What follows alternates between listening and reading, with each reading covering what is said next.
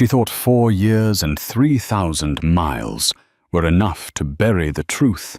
Eleanor Vance built a quiet life among the aroma of roasted coffee beans and the laughter of her twins Leo and Mia. She believed the devil had forgotten her. She was wrong. The moment the bell above the door chimed, the temperature in the room dropped. He didn't just walk in for a double espresso.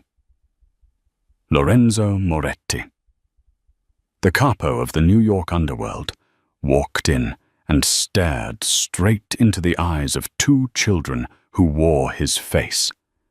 This isn't just a romance. It's a war for custody survival and the dark secrets that bleed. You are not ready for what happens when the wolf finds his cubs. The rain in Seattle didn't wash things clean. It just made everything glisten with a deceptive sheen of normalcy. Inside the daily grind, the air was thick with the scent of roasted Arabica and damp wool. Elena Vance wiped down the granite countertop for the 10th time that hour. Her hands were shaking. They had been shaking since she woke up that morning with a cold pit in her stomach. A mother's intuition that the universe was about to shift on its axis. Mummy Leo took my dinosaur. Elena looked down. Mia, 3 years old, with unruly curls, the color of midnight, was tugging on her apron. Her eyes, a striking, piercing blue, looked up filled with tears. "I did not," Leo shouted from under a table near the window. "It's a T-Rex, Mia. It migrated." Eleanor let out a breath she didn't know she was holding. "Leo, give your sister the dinosaur. Mia, stop wiping your nose on the customers' napkins." It was 4:45 p.m. on a Tuesday. The cafe was mostly empty, save for old Mr. Henderson nursing a chamomile tea in the back corner, and Sarah Elena's barista and best friend, who was restocking the pastry case. "You look like you've seen a ghost, Elle," Sarah said, sliding a tray of blueberry scones onto the shelf. "Relax, the health inspector isn't coming today." "It's not that," Elena murmured, tucking a loose strand of chestnut hair behind her ear. I feel like I'm being watched." "That's because you are," Sarah winked. "That guy in the grey hoodie by the newsstand has been staring at your menu for 20 minutes. Elena glanced out the window. The street was a blur of grey rain and passing headlights. She turned back to the espresso machine, the hiss of the steam wand drowning out the sound of the world outside. She had fought so hard for this peace. 4 years ago, she had been a different woman, Eleanor Rossi, an art student in New York City, who fell into a whirlwind romance with a charming, wealthy businessman named Enzo. It was passionate, consuming, and fast. It wasn't until she found the gun in his glove compartment and saw his face on the front page of the New York Post, identified as Lorenzo Moretti, the ruthless heir to the Moretti crime family, that she realized who she was sleeping with. She ran. She didn't tell him she was pregnant. She changed her name, moved across the country, and used cash for everything. She built a fortress of anonymity. Ding, ding. The bell above the door chimed. Not the soft tinkle it usually made, but a sharp announcing ring that cut through the jazz music, playing softly on the speakers. The air pressure in the room seemed to drop. The chatter from the street faded. Elena didn't look up immediately. She was pouring a latte. "I'll be right with you," she called out, her customer service voice perfectly practiced. There was no answer, just the heavy, rhythmic thud of expensive leather shoes on the hardwood floor. Clack, clack, clack. Mr. Henderson in the corner stopped stirring his tea. Sarah dropped a pair of tongs. Elena looked up. Her heart stopped. It didn't stutter. It physically stopped beating for a terrifying second. Standing in front of the counter, shaking raindrops off a black cashmere trench coat, was the nightmare she had outrun for 1,460 days. Lorenzo Moretti. He looked older. The lines around his mouth were deeper, and there was a new scar cutting through his left eyebrow, giving him a perpetually dangerous expression. He wore a charcoal three-piece suit that cost more than Eleanor's car, and on his wrist sat a Patek Philippe that caught the dim cafe light. He didn't look at the menu. He didn't look at the pastries. He was looking at her. His eyes were dark like crude oil. He slowly removed his leather gloves, finger by finger, never breaking eye contact. "Elena," he said. His voice was gravel and velvet, a sound that used to make her knees weak, and now made her blood run cold. "Or is it Vance now?" Elena gripped the counter so hard her knuckles turned white. She couldn't breathe. She couldn't speak. Her eyes darted to the corner of the room, to the play area. Leo and Mia were there. Leo was holding the plastic T-Rex. Mia was stacking wooden blocks. They were laughing. Lorenzo followed her gaze. Time dilated. The world moved in slow motion. Elena wanted to scream, to tackle him, to grab a knife, but she was frozen in sheer primal terror. Lorenzo turned his head slowly. He looked at the children. He watched Leo stand up. Leo, who had the exact same jawline as Lorenzo. Leo, who scowled exactly the way Lorenzo did when he was thinking. Then Mia looked up. She saw the tall man in the suit. She smiled, and the cafe lights hit her eyes. Those piercing, electric blue eyes. The Moretti eyes. Lorenzo froze. The color drained from his face, replaced by a flush of sudden, violent realization. His jaw clenched so hard, a muscle feathered in his cheek. He looked from the boy to the girl, and then back to Elena. The silence stretched so tight it felt like a piano wire wrapped around Elena's throat. "Two," Lorenzo whispered. It wasn't a question. It was an accusation. He took a step toward the play area. "No!" Elena screamed. The sound tore out of her throat, primal and desperate. She vaulted over the counter, scattering cups and saucers. "Don't you touch them! Don't you dare touch them!" She placed herself between the mob boss and her children, spreading her arms wide. She was 5'5" and wearing an apron stained with coffee. He was 6'3", armed, and backed by an empire of blood. But she was a mother. Lorenzo stopped. He looked down at her, his expression unreadable. Behind him, the door opened again. Two large men in dark raincoats stepped in, scanning the room, their hands hovering near their waistbands. Lorenzo raised a hand, stopping his men.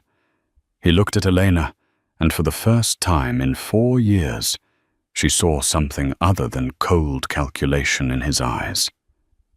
She saw betrayal. "You stole them," he said, his voice dropping to a terrifyingly low register. "My blood. You stole them." "I saved them," Elena hissed, tears streaming down her face. "I saved them from you." Lorenzo laughed. It was a dry, humorless sound. He reached into his coat pocket.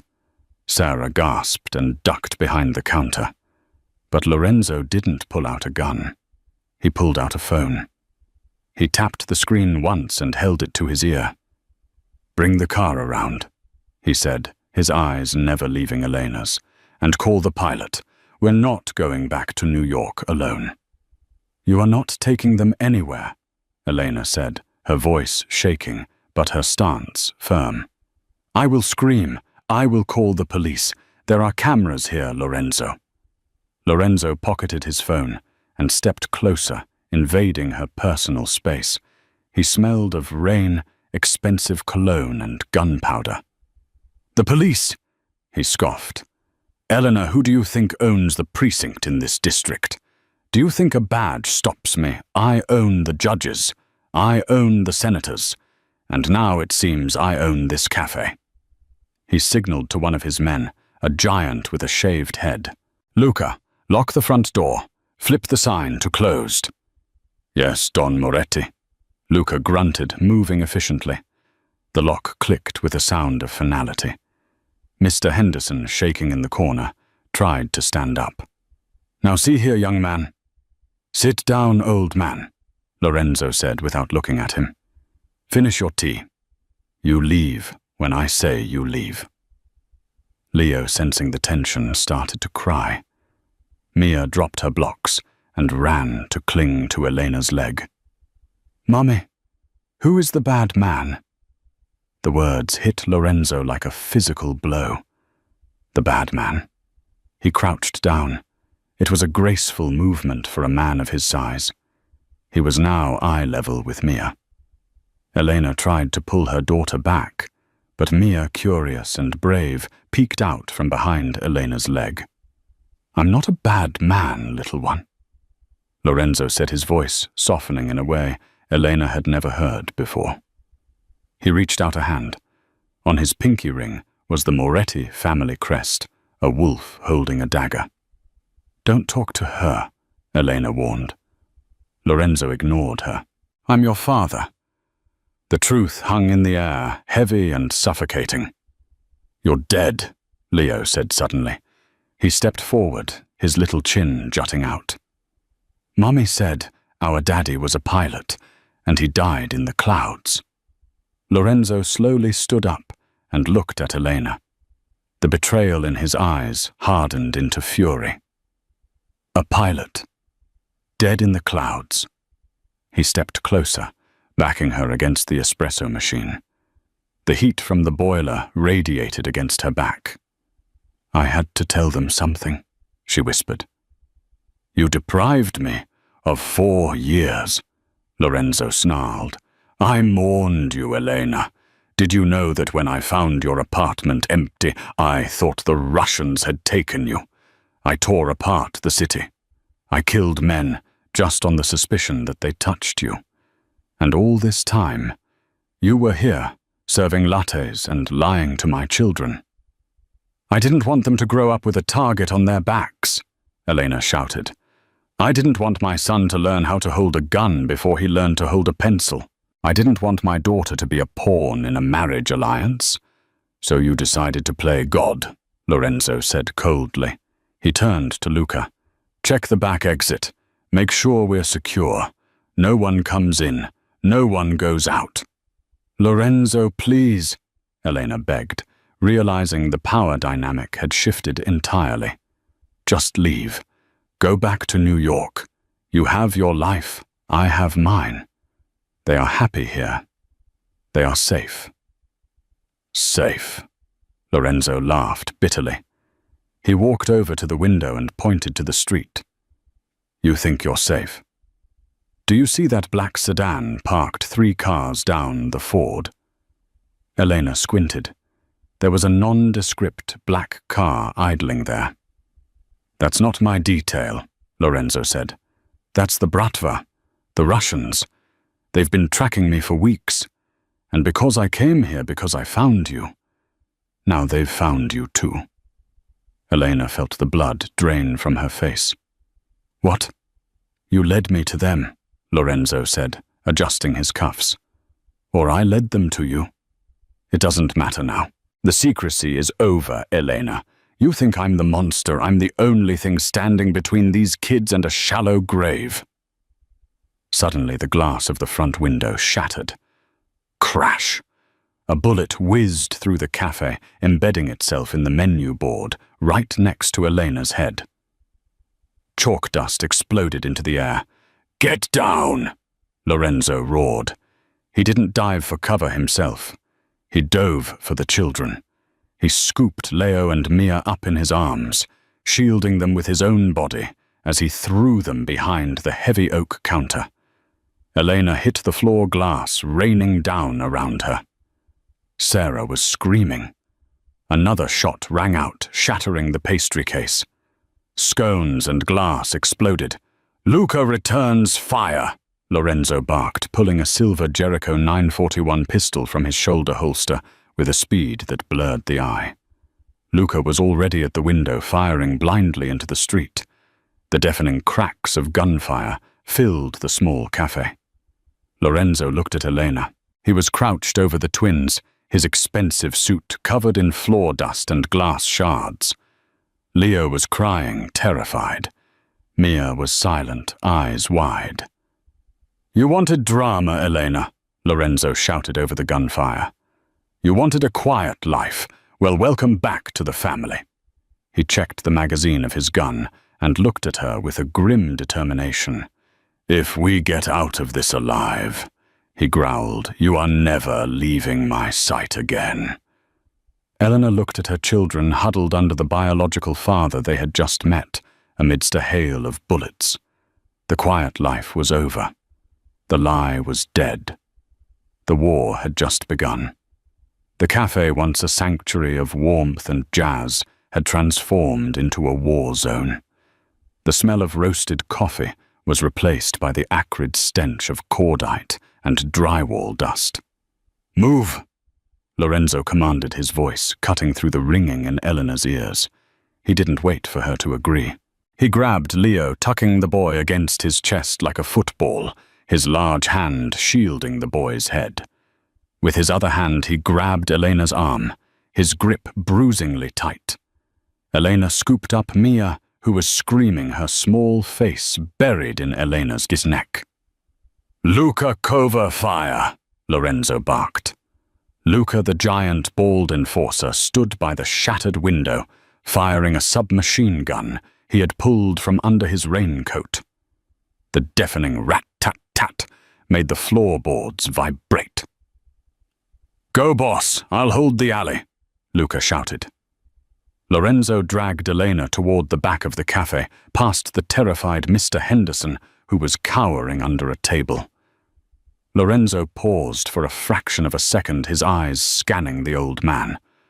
"Stay down, old man. Don't lift your head for 10 minutes, Lorenzo ordered. It was a mercy Elena hadn't expected. They burst through the heavy steel door into the back alley. The Seattle rain was coming down in sheets now, cold and unrelenting. It soaked them instantly.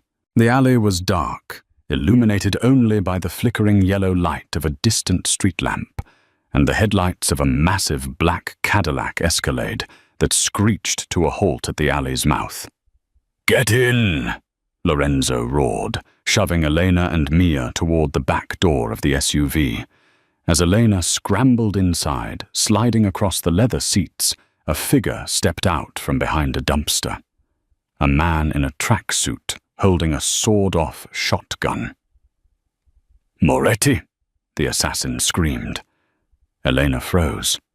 The barrel was pointed straight at Mia. Bang!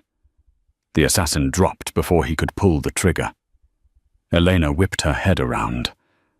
Lorenzo stood there, his arm extended, smoke trailing from the barrel of his silver pistol. He hadn't hesitated. He hadn't blinked. He had ended a life with the same casual efficiency he used to button his suit jacket. Elena pulled Mia deeper into the car, her heart hammering against her ribs like a trapped bird. She covered Mia's eyes. "Don't look, baby. Don't look." Lorenzo threw Leo into the seat beside her and jumped in, slamming the heavy armored door shut. "Drive!" he yelled at the driver. "Airport! Now!" The tires squealed against the wet pavement as the Escalade fish-tailed out of the alley. Bullets pinged against the rear window, but the glass didn't shatter. Bulletproof. "Is everyone hit?" "Check the children." Lorenzo's voice was frantic now, losing that icy composure. He twisted in the front passenger seat, his hands reaching back to feel Leo's arms, his legs. "Leo, are you hurt, Mia?" "I want to go home," Leo sobbed, pushing Lorenzo's hand away. "You're scary. You hurt that man." Lorenzo flinched. The rejection from his son seemed to hurt him more than the assassination attempt. He pulled his hand back slowly. "He was trying to hurt you, Leo," Lorenzo said, his voice straining for calm. "I stopped him." "Who are those people?" Elena demanded, clutching both children to her chest. She was shivering partly from the cold rain, partly from shock. "Lorenzo." "Who were they?" "Alexei Volkov's men," Lorenzo said, facing forward again, watching the mirrors. "The Russian Bratva. They've been trying to move into my territory in New York for 6 months. I refused to sell them the shipping routes. They decided to make it personal." "So they followed you here," Elena accused. "You brought a war to my doorstep. We were safe until you walked in." Lorenzo spun around in his seat, his eyes blazing.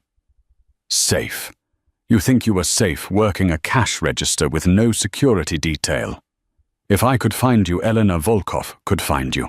If I hadn't walked in today, do you know what would have happened?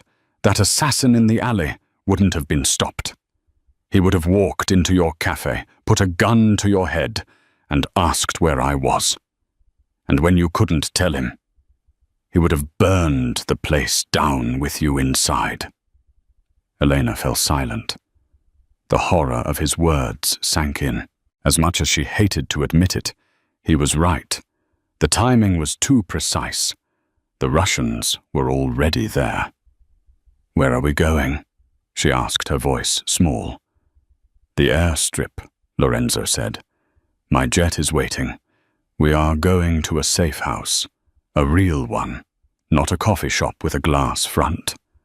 "I can't leave," Elena said, panic rising again. "My life is here. My apartment. Sarah. My things."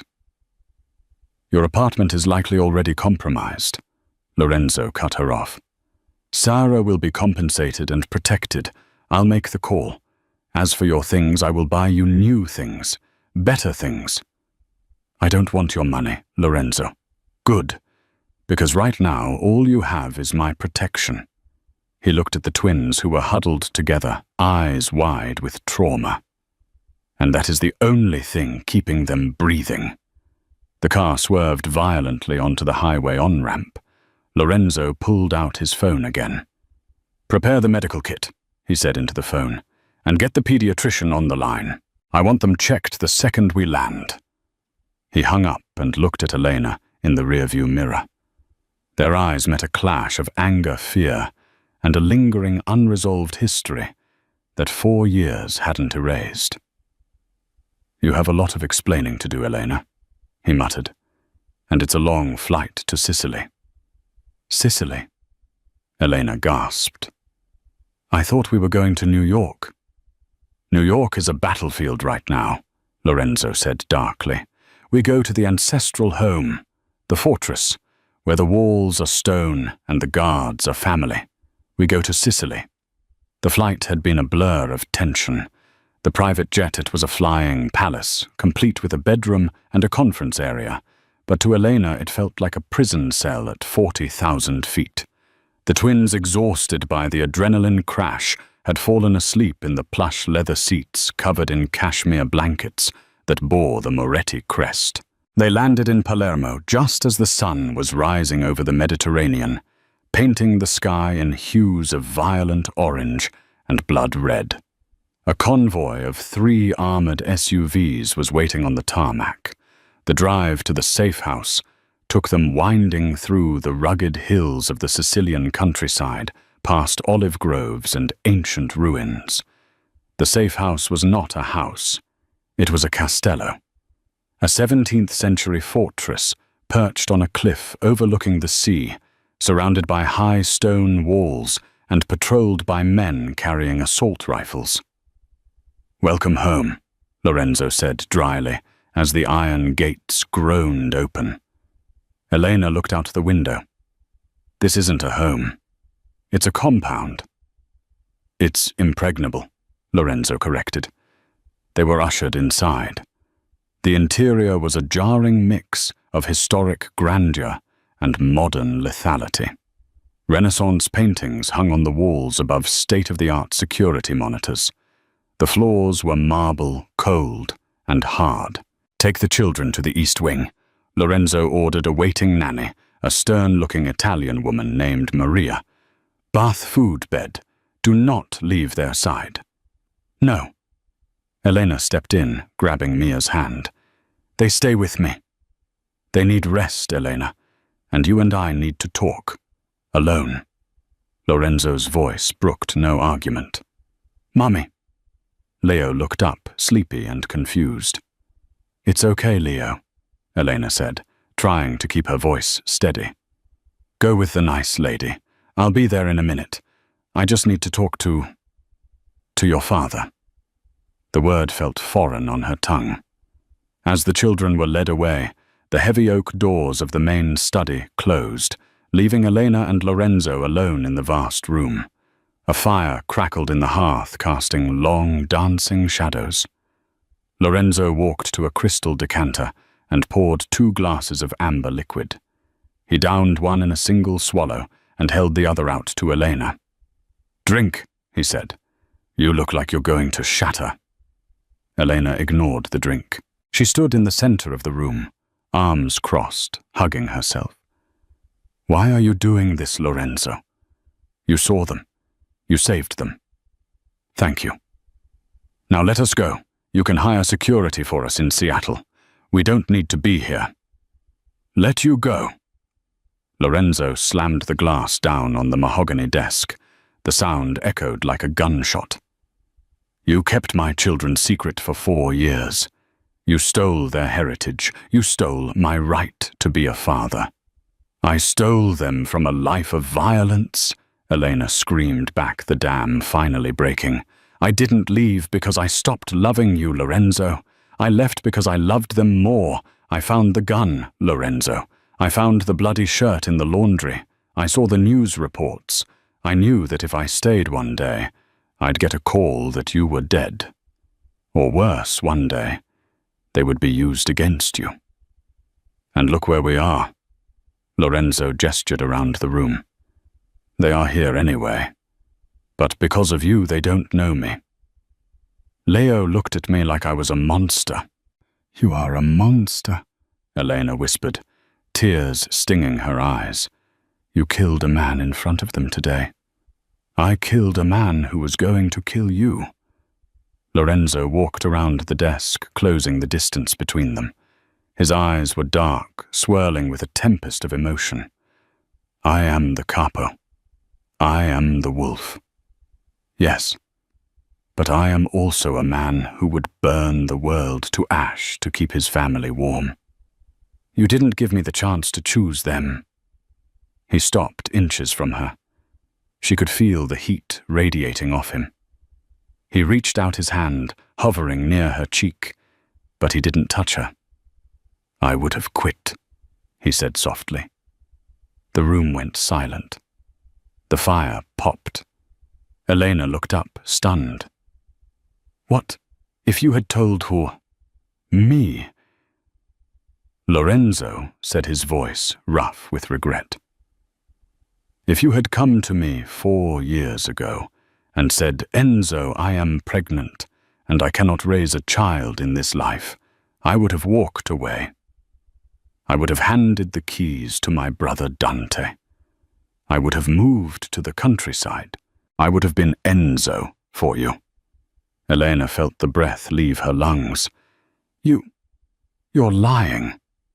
"I never lie to family," Lorenzo said. "But you didn't ask. You ran. And now it is too late. Dante is dead, killed by the same Russians who attacked us today. I am the only one left.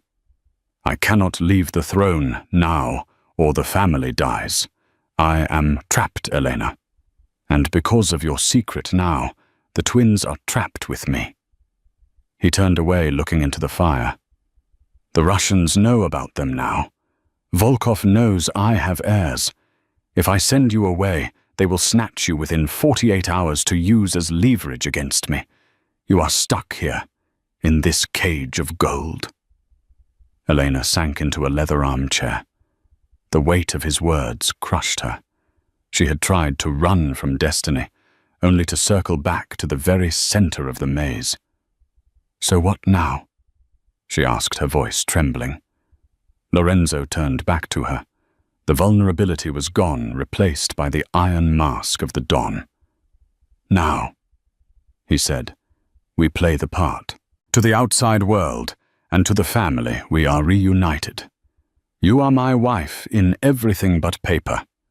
And the twins, they will be raised as Morettis." "I won't let you turn Leo into a soldier," Elena said fiercely. "Better a soldier than a victim," Lorenzo countered. "Tomorrow the tutors arrive. Tomorrow the guards learn their faces. And tomorrow—" He paused, looking at the door where the children had exited. "Tomorrow I try to make my son stop hating me." There was a knock at the door. It was Luca. "Don Moretti," Luca said, stepping in, looking uneasy. "We have a problem." "What is it?" Lorenzo snapped. "We intercepted a transmission from Volkov," Luca said, glancing at Elena. "He's not in New York. He's in Italy. And he claims what? He claims he has your brother Dante." Lorenzo froze. "Dante is dead. We buried him." "Volkov sent a video," Luca said, holding out a tablet. "It's time-stamped today." Lorenzo snatched the tablet. Elena watched as his face went pale. "He's alive," Lorenzo whispered. "My brother is alive." "And," Luca added, "Volkov says he will trade Dante for the twins." Elena stood up, horror washing over her. "No," she breathed. Lorenzo looked at the tablet, then at Elena. The choice was impossible. His brother, the man he thought he lost, the only family he had left before today. Or the children he just met. The wolf was cornered, and the war had just arrived at the gates of Sicily. The silence in the study was heavier than the stone walls surrounding them. On the tablet screen, the video looped a grainy, low-light recording of a man tied to a steel chair. His face was bruised, swollen, and caked with dried blood, but the eyes were unmistakable. They were the same midnight blue as Lorenzo's, the same as Leo's. Dante Moretti. The brother Lorenzo had mourned for 2 years. The brother whose funeral had been attended by half of Sicily. "He's alive," Lorenzo whispered, his voice cracking. The invincible Don, the wolf, looked suddenly human. "I buried an empty casket. They told me he burned in the warehouse fire. They lied." Volkov played the long game. Luca grunted, his hand resting on his gun.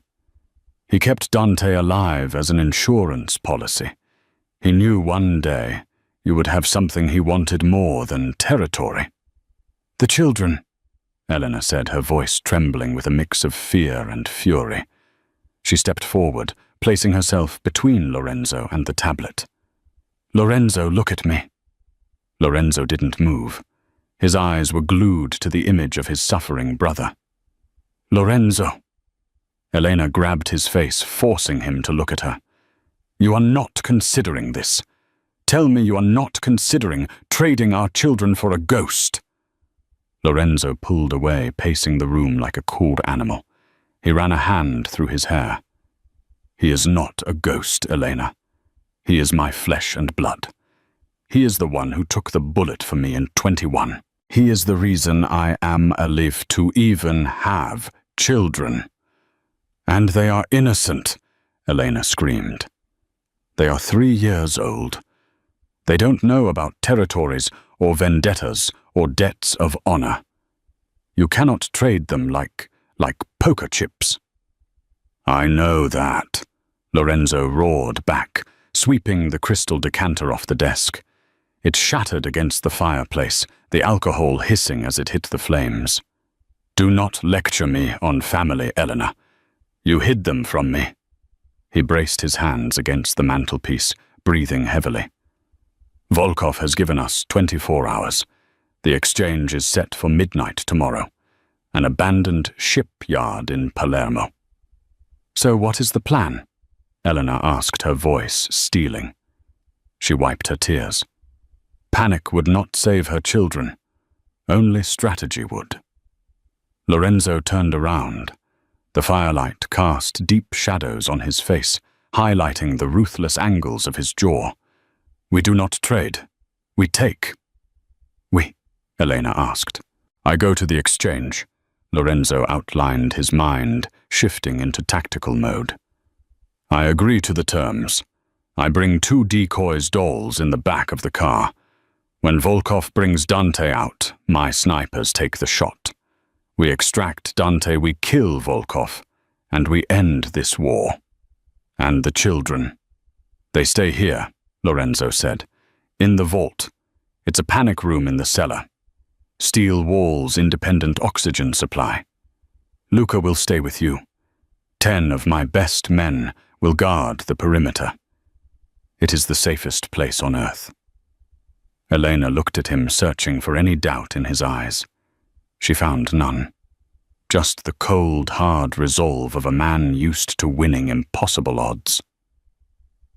I don't trust it, Elena said softly. It feels too easy. Volkov knows you, Lorenzo. He knows you won't hand over your heirs. He expects a trap. I am counting on it, Lorenzo said. But he doesn't know the terrain of Palermo like I do. He is a bear fighting a shark in the ocean. Suddenly the landline on the desk rang. A shrill, old-fashioned sound. Lorenzo stared at it. Only 5 people in the world had that number. He picked it up. Speak. A voice came through the speaker, thick with a heavy Russian accent, smooth and mocking. Lorenzo, I hope the weather in Sicily is pleasant.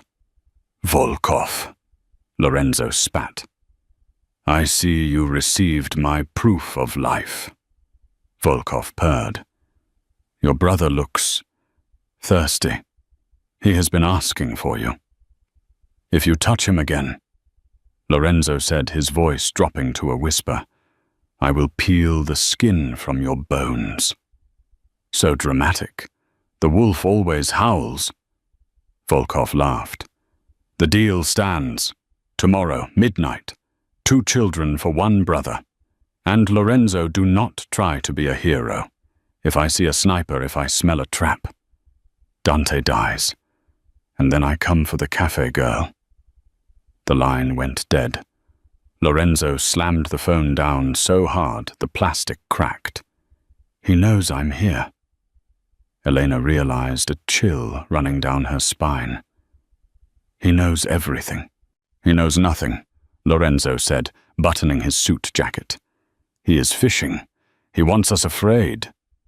He walked over to Elena. For the first time, he touched her gently, his thumb grazing her cheekbone.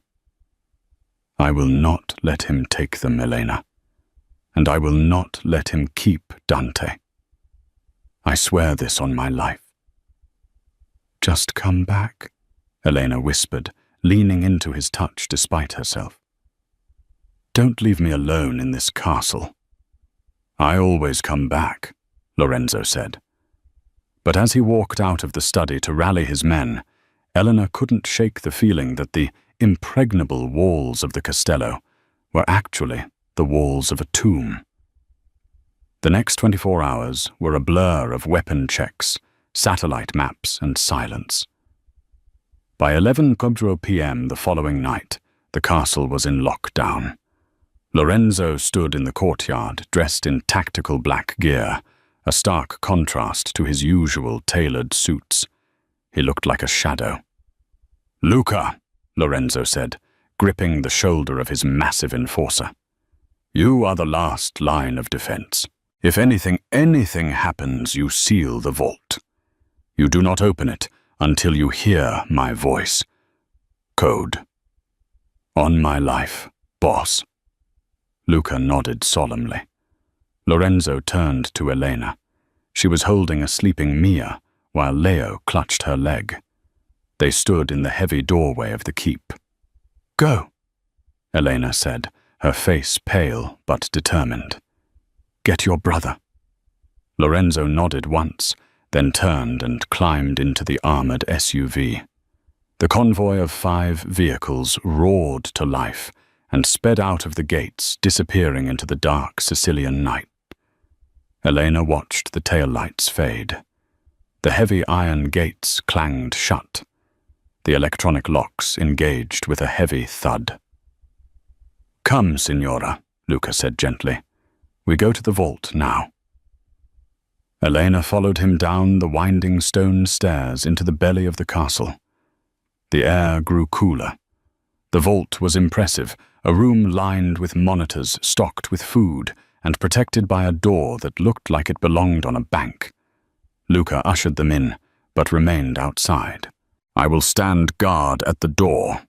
The monitors show the whole perimeter. You are safe." The heavy steel door swung shut, but Elena put her hand out. "Keep it cracked, Luca. Just an inch. I can't handle being locked in a box." Luca hesitated, then nodded.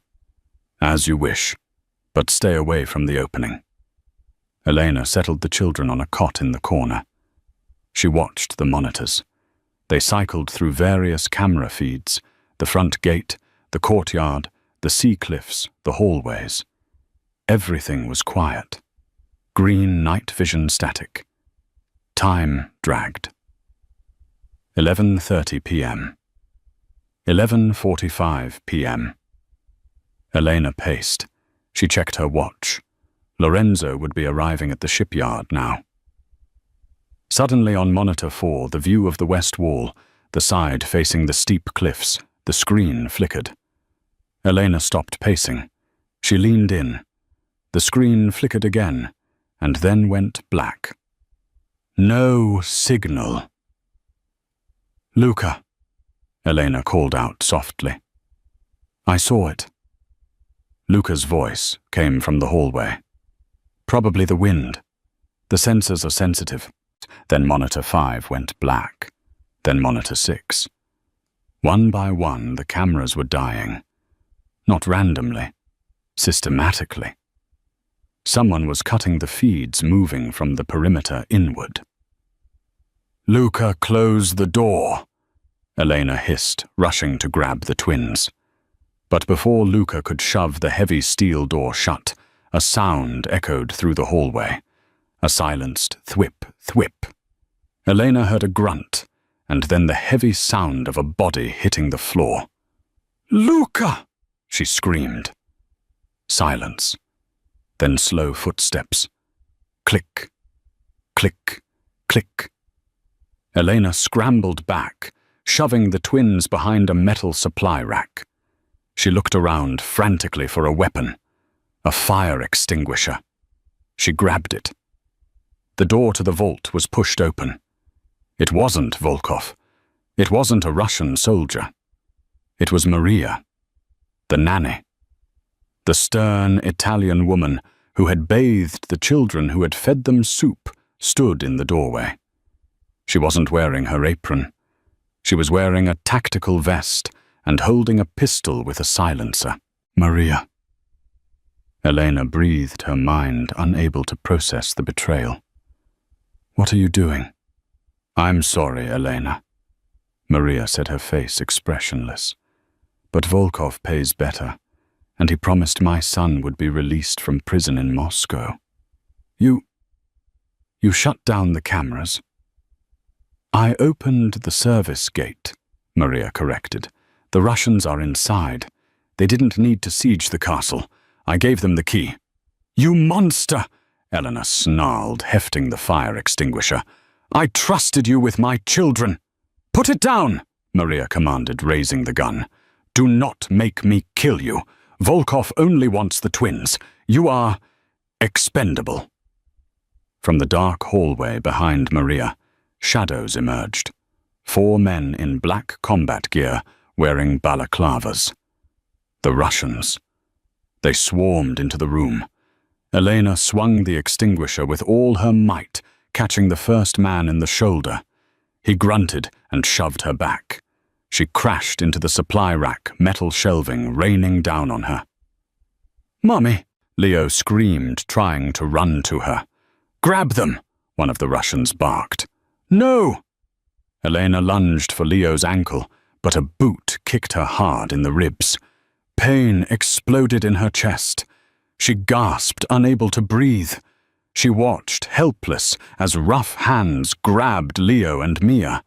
The children were kicking and screaming, their terrified cries echoing off the steel walls. "Lorenzo!" Elena wheezed, knowing he couldn't hear her. "Lorenzo!" Maria stepped over Elena, looking down with a flicker of pity. "He is not coming. The shipyard is a trap. He is likely already dead." The Russians dragged the screaming children out of the vault. Maria followed. Elena lay on the cold concrete floor, clutching her side. The room was spinning. She was alone. The fortress had fallen from the inside.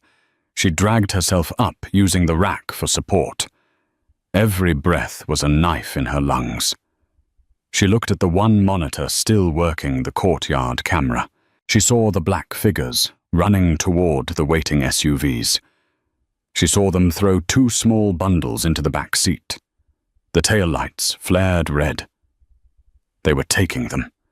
Elena let out a scream of pure, agonizing rage. She stumbled toward the door past Luca's motionless body. She fell to her knees beside him. He was still breathing, but barely blood pooling from his shoulder. His gun lay on the floor. Elena picked up the gun. It was heavy. Cold. She staggered to her feet. "I am not a victim," she whispered to herself, repeating Lorenzo's words. "I am a mother." She began to run toward the garage. She didn't know how to drive the armored cars. She didn't know how to reload the gun. She didn't know if Lorenzo was alive or dead. But she knew one thing. She was going to kill everyone who touched her children. Or she was going to die trying. The air at the port of Palermo tasted of salt and impending death. Lorenzo Moretti stood amidst a labyrinth of rusted shipping containers, his black trench coat snapping in the wind like a funeral shroud. Behind him, his elite soldiers blended into the shadows, their fingers itching on triggers. 50 yards ahead, a single spotlight illuminated a steel chair. In it sat a man with a burlap sack over his head, his chest rising and falling in ragged, painful gasps. "I'm here, Volkov," Lorenzo's voice boomed, echoing off the metal walls. "I brought what you wanted. Now show me my brother's face." A loudspeaker mounted on a nearby crane crackled to life. The voice was smooth, oily, and thick with a Russian accent. "Punctual as always, Lorenzo, but I wonder, did you bring the genuine article or just a clever imitation?" Lorenzo gestured to the armored SUV behind him. Through the tinted glass, the silhouette of a child was visible. It was a decoy, a high-end silicone model dressed in Leo's favorite yellow raincoat. "You get the airs once I see Dante." The mercenary guarding the chair ripped the sack away. Lorenzo's heart struck his ribs like a hammer. It was Dante. His brother's face was a map of agony, bruised, swollen, and scorched, but the defiant Moretti blue in his eyes hadn't been extinguished. "Enzo." Dante's voice was a wet rattle.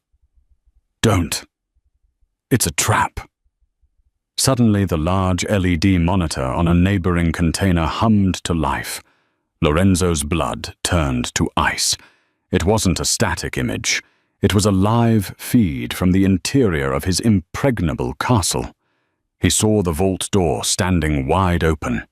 He saw Luca, his most trusted enforcer, slumped against a wall in a pool of blood.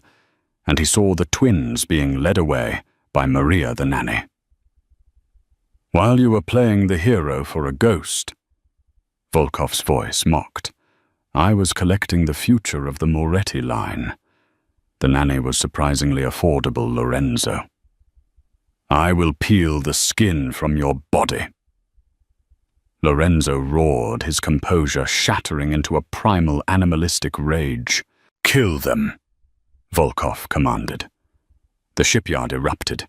A ring of hidden explosives detonated around the perimeter, walling Lorenzo in with a curtain of fire. Sniper fire rained down from the cranes. Lorenzo didn't dive for cover. He moved forward like a god of war.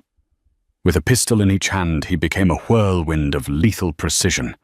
He fired as he ran, clearing a path of bodies toward the chair. He reached Dante, slicing the zip ties with a flick of a blade. "Marco, get him to the medic," Lorenzo barked at his second-in-command. "I'm going after the kids." On the winding coastal road, Elena Vance was doing the impossible. She had bypassed the guards at the castle garage and hot-wired Lorenzo's vintage Ferrari. She wasn't a getaway driver, but she was a mother, and that made her the most dangerous person on the road. The rain was a torrential wall. Ahead she saw the tail lights of 2 black SUVs. They were heading for the private airfield. Not today. Elena hissed, her knuckles white on the steering wheel. She floored it, the needle climbing past 160 km/h. The rear SUV noticed her and opened fire. Bullets shattered her side mirror and spider-webbed the windshield. Elena didn't flinch. She waited for the devil's curve, a treacherous hairpin turn over a 300-foot drop. As the SUV slowed to take the turn, Elena didn't. She rammed the back of the heavy truck, sending it fishtailing. The SUV hit the slick mud, spun wildly, and rolled over the guardrail, disappearing into the black abyss below. She didn't stop to look. She was gaining on the lead car. Suddenly, blinding headlights filled her rear view. Another car. No, it was Lorenzo. He had breached the fire at the shipyard and was driving like a man possessed. He pulled alongside her, his face a mask of iron. He gave her a single sharp nod. The lead SUV slammed its brakes as it reached a dead end at the old lighthouse cliffs. Volkov stepped out, his face twisted in a sneer. He held Leo by the collar, dangling the boy over the edge of the jagged rocks. Maria followed, clutching a crying Mia. "Back away!" Volkov screamed over the roar of the surf. "Or the Moretti legacy ends on the rocks." Lorenzo stepped out of his car. Hands raised, his eyes fixed on his son. Elena scrambled out beside him, clutching a discarded handgun she'd found in the Ferrari. "Volkov, look at me." Lorenzo said, his voice terrifyingly calm. "You want the empire? Take it. You want the shipping routes? They're yours. Just give me my children." "I don't want your roots anymore, Lorenzo. I want you to watch your world burn." Volkov sneered. He turned to Maria. "Throw the girl over. Now." Maria looked at Mia's tear-streaked face. The child reached out, whispering, "Nana, please." Something in the hardened woman snapped. She looked at Elena, then at the child she had cared for. "No," Maria whispered. She set Mia down. "Run to your mother! Traitor!" Volkov screamed, swinging his gun toward Maria. Bang! Maria fell, but the distraction was all Lorenzo needed. He launched himself across the pavement. Volkov turned to shoot Leo, but the gun jammed the salt spray, and the rain had fouled the mechanism. Lorenzo collided with Volkov with the force of a landslide. They rolled toward the cliff's edge, trading brutal bone-breaking blows. Elena sprinted forward, scooping up Leo and Mia, shielding them behind the armored door of the SUV. At the edge, Volkov pulled a knife, burying it in Lorenzo's shoulder. Lorenzo didn't even flinch. He grabbed Volkov by the throat, his fingers sinking into the man's windpipe. "You touched my blood," Lorenzo growled, his voice sounding like grinding stones. With a final Herculean surge of strength, Lorenzo lifted Volkov off the ground and hurled him over the railing. The Russian's scream was cut short by the crashing waves below. The silence that followed was heavy. Lorenzo stood at the edge, blood dripping from his shoulder, his chest heaving. He turned slowly. He looked at Elena, fearing she would see him as a monster. He feared the children would shrink away. Instead, Leo broke free from Elena's grip. The boy ran across the wet asphalt and threw his arms around Lorenzo's leg. "Daddy, you saved us." Lorenzo's knees buckled. He fell to the ground, pulling both Leo and Mia into a crushing embrace, his tears mixing with the rain. Elena knelt beside them, wrapping her arms around the man she had tried to run from, realizing that the wolf was the only thing that could have kept them whole. The morning sun warmed the terrace of the Moretti estate. The sound of gunfire had been replaced by the high-pitched giggles of children playing in the lemon groves. Elena sat with a book, watching Lorenzo. He was sitting on the grass, patiently showing Leo how to tie a sailor's knot, while Mia sat on his shoulders, braiding his dark hair with wildflowers. Dante, now recovered, and acting as the family's strategist, sat nearby, laughing at the sight of the most feared don in Europe being used as a plaything. Lorenzo looked up, catching Elena's gaze. There was no shadow in his eyes anymore. The secrets were gone. The war was over. "You're thinking about the café," Lorenzo called out with a smirk. "I'm thinking I made the right choice," Elena replied, blowing him a kiss. They weren't just a Mafia family. They were a family, period. And in the hills of Sicily, the wolf finally found his peace. And that is the story of Elena and Lorenzo. From a secret life in a rainy Seattle cafe to the sun-drenched cliffs of Sicily, they fought a war not just for survival, but for the truth. It reminds us that secrets, no matter how well kept, eventually come to light. But family is the only thing strong enough to survive the fallout. Lorenzo proved that even a monster can be a savior, and Elena showed that a mother's love is the most dangerous weapon of all. If you enjoyed this roller coaster of Mafia romance, betrayal, and redemption, please hit that like button. It really helps the channel grow. Share this video with a friend who loves a dramatic love story, and don't forget to subscribe and ring the bell so you never miss the next part of our storytelling series. Thanks for listening.